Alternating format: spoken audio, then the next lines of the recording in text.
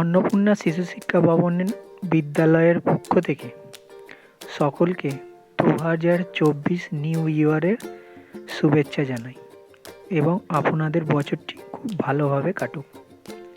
এই ভিডিওটি করা হচ্ছে মূলত ফটো আপলোড ও বাংলা শিক্ষা পোর্টালের 2024 সাল অনুযায়ী পোর্টালের কিছু তথ্য আপডেট করতে হবে, তাই আপনাদের থেকে এই তথ্যগুলি এই ফর্মটির মাধ্যমে নেওয়া হচ্ছে।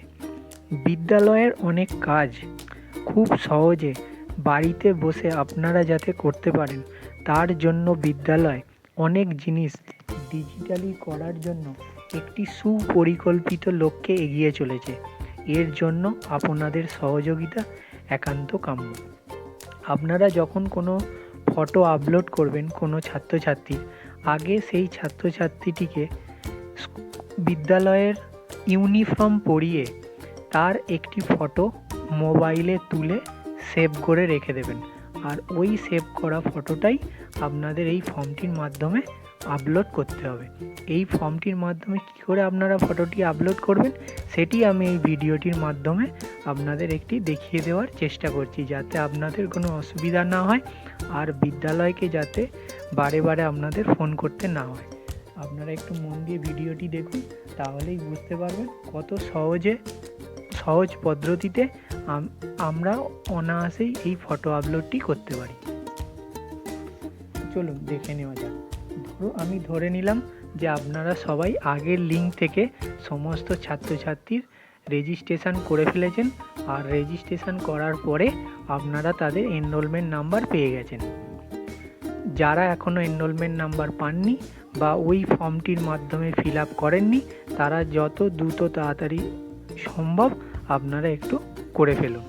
চলুন, এবার হচ্ছে মেন যেটা সমস্যা, আমি মেনে নিচ্ছি আপনারা 2-4 দিন আগে করেছেন, হয়তো এনরোলমেন্ট নাম্বার ভুলে গেছেন। তাহলে কী হবে, এই এনরোলমেন্ট নাম্বার ছাড়া আপনি এই ফর্মটি ফিল আপ করতে পারবেন না। এবার এনরোলমেন্ট নাম্বারটি জানার জন্য আপনারা কি করবেন, বিদ্যালয়কে ফোন করবেন। এবার বিদ্যালয়ের অনেক টিচার যারা আরও অন্যান্য কাজে বিজি থাকে, তারা টাইমে আপনাকে রেসপন্স করতে পারবে না। সেই জন্য আমি একটা সহজ পদ্ধতি করেছি, যেখানে আপনি স্টুডেন্টের এনরোলমেন্ট নাম্বারগুলো আপনারা অনায়াসেই দেখতে পাবেন। যদি কেউ ভুলে গিয়ে থাকেন, তারা অনায়াসেই এনরোলমেন্ট নাম্বারটা নিজেরাই বার করে ফেলতে পারবেন বিদ্যালয়ের সাহায্য ছাড়াই।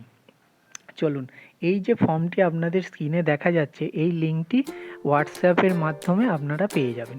এই লিঙ্কটি যখন ক্লিক করবেন, মানে ওপেন করবেন, তখন আপনারা এই রকম একটি ফর্ম দেখতে পাবেন। এই ফর্মটির নিচে দেখুন একটা লেখা আছে গো টু স্টুডেন্ট লিস্ট, মানে যে স্টুডেন্টগুলোর অলরেডি এনরোলমেন্ট নাম্বার পেয়ে গেছেন তাদের একটা লিস্ট আমি এখানে তৈরি করে দিয়েছি। চলুন আমি একবার ক্লিক করলাম এনরোলমেন্ট নাম্বারে পাওয়ার জন্য। দেখুন এখানে কি লেখা আছে, এনরোলমেন্ট নাম্বার, স্টুডেন্ট নেম আর ক্লাস নেম। ঠিক আছে, চলুন এখানে কি হচ্ছে, 10টা করে ডেটা শো হচ্ছে। আপনি যদি চান একটু বড় করে ডেটাগুলো শো করে নিতে পারেন। এখানে দেখুন শো অপশানে যান, 100টা করে দিন, তাহলে দেখুন লিস্ট অনেক বড় হয়ে গেল। এবারে কি করবেন, আপনি যে কোনো একজনের আপনার স্টুডেন্টের নাম আপনি সার্চ করুন, দেখবেন অটোমেটিক্যালি চলে আসবে। ধরুন আমি একজনের এক্সাম্পল হিসাবে, উদাহরণ হিসাবে আমি একটা স্টুডেন্টকে বেছে নিচ্ছি।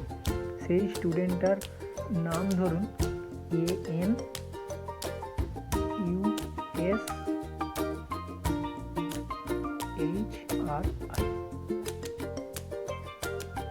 দেখুন আমি এই স্টুডেন্টটিকে নিয়ে আপনাদের এই ডেমোটি দেখাবো। দেখুন আমি এই স্টুডেন্টটির নাম, ধরুন আমার এনরোলমেন্ট নাম্বার মনে নেই, বাট স্টুডেন্টের নাম তো আপনার মনে থাকবেই। তাহলে স্টুডেন্টের নামটি এইখানে সার্চ করুন, অটোমেটিক্যালি লিস্টটা ফিল্টার হয়ে আপনার কাছে চলে আসবে। দেখুন আমি এনরোলমেন্ট নাম্বারটা এখান থেকে পেয়ে গেলাম। এই এনরোলমেন্ট নাম্বারটা এক জায়গায় আপনি লিখে নিন। আমি ধরুন এখানে যেমন কপি করে নিচ্ছি, আপনারা যদি কপি না করতে পারেন কোনো অসুবিধা নেই, আপনারা এনরোলমেন্ট নাম্বারটা খাতায় লিখে নিন। ঠিক আছে, এনরোলমেন্ট নাম্বার পেয়ে গেলাম, তাহলে একটা সমস্যা আমাদের সমাধান হলো। এবার আমরা কি করব, দেখুন এখানে লেখা আছে back to upload document page, মানে আমরা যে পেজ থেকে এসেছিলাম আমরা সেই পেজে আবার ফিরে যাব। চলে এলাম, এখানে কি করলাম, আমার কপি করা এনরোলমেন্ট নাম্বারটা আমি এখানে বসিয়ে দিলাম, দেখুন পেস্ট করে দিলাম। আপনারা যদি না পারেন পেস্ট করতে, নিজেরা হাতে লিখে নেবেন। ধরুন আমি হাতে লিখেও আপনাদের একবার দেখিয়ে দিচ্ছি। দেখুন 201501000002।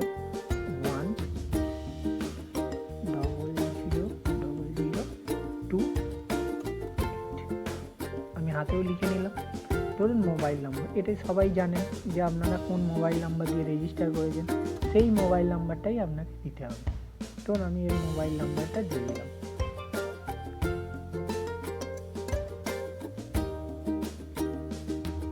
হলো, আমি এনার নাম্বার দিয়ে দিলাম। ধরুন ডেট অফ বার্থ, এটি আপনারা সবাই জানবেন যে ছাত্রছাত্রীর ডেট অফ বার্থ কী আছে। এই ডেট অফ বার্থটা আপনারা এখান থেকে চুজ করে ফেলুন। এখানে যান, গিয়ে ইয়ারটা বাছুন, বাছার পরে কোন মান্থ সেটা বেছে নিন।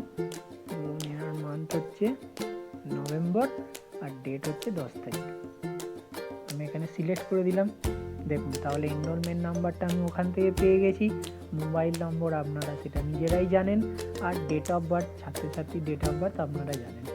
তাহলে এবার কি করব, সাবমিট টু ভেরিফাই, মানে এই যে ইনফরমেশানটা আপনাদের ভেরিফাই মানে ঠিকঠাক আছে কি না, এবার ভেরিফাই করার জন্য আমি এই সাবমিট টু ভেরিফাই স্টুডেন্টে ক্লিক করলাম।